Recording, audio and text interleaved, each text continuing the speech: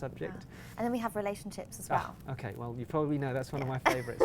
I had that this weekend. I was doing an event for Legacy this weekend, and there was a couple in the room that were having a conflict, and they thought the conflict was about the choice of the education because they weren't sure what to do and should they do it.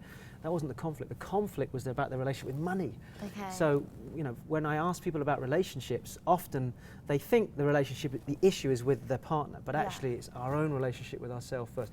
What are our values? Are we aligned? I mean, you know this yourself because you've been through relationships with me on the seminars, and a lot of people watching this may be, if you're watching this now, again, please don't take this personally if you're in a relationship that's in this situation, but a lot of people live what we call a roommate relationship, where they're coming home from work. When they first met, it was great, it was vibrant, it was passionate, but somewhere along the line, you know, there's less intimacy, there's less sex, there's less connection time, there's less romance.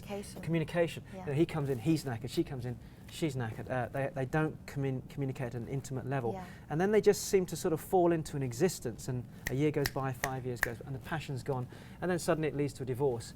And people can reconnect. It's amazing. You've witnessed it yourself, I know, where a spark can be recreated. So what we do is we ask people to look at their values, check in on the values with your partner. Let's realign you. Let's get you guys firing again. Give you a sense of purpose, which you asked me about earlier on. Imagine a couple now with a joint sense of purpose. Now when they wake up in the morning, not only are they going off to work, but they're coming back, and the communication between the two of them is passionate, it's intimate. You know, they can go off and have a great night working on the business and then still make love and go back to work the next day and still look after the kids. And have loads of energy from eating healthily. Exactly. And have a great bank account as well. And I know it sounds almost idealistic, but this is not about, it's going to take work and discipline. But unfortunately, if you're not being led through a journey, which is really what we want to take people on with the series, it's not going to happen. I don't care what anyone says. You can't just take a quick espresso of everything and expect it to fix overnight, as you know, because you've been through it. And I'm constantly evolving, and I'm learning new tools, and this is what with EMT we were looking for. We're looking for something else. So, I mean, the message really is to people, don't be afraid to say, my brand, as you know, is the bald truth. I believe in stripping everything back, telling it as if. If somebody's got a crappy situation, it's a crappy situation. Let's not let it any worse than it is. Let's not tell it any better than it is. You know, it's not good.